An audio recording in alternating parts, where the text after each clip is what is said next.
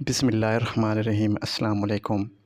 پنجاب کے ضلع سرگودا میں من پسند کی شادیاں 6 کرنے والی بہن کو 22 سالہ بھائی زندگی سے محروم کر دیا۔ چھٹے شوہر نے بیوی کے لاپتہ ہونے کا مقدمہ درج کرایا تو دوران تفتیش اس بات کا انکشاف ہوا۔ سرگودا کے گاؤں 17 جنوبی ٹانگوں والی رہائش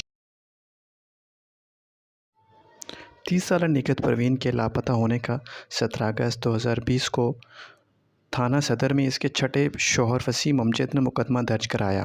مقدمے کے اندراج کے بعد پولیس نے نکہت پروین کی تلاش شروع کی تو اس کے موبائل کی آخری کال کی لوکیشن والدین کے گھر پہنچ کر ختم ہو جاتی۔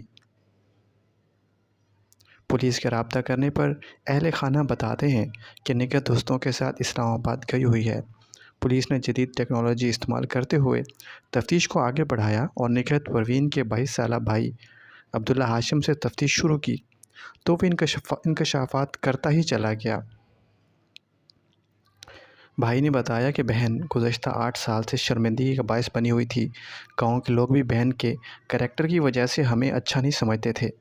جب وہ چھٹی شادی کر کے گھر آئی تو میں نے اسے کمرے میں بند کر کے زندگی سے محروم کر دیا۔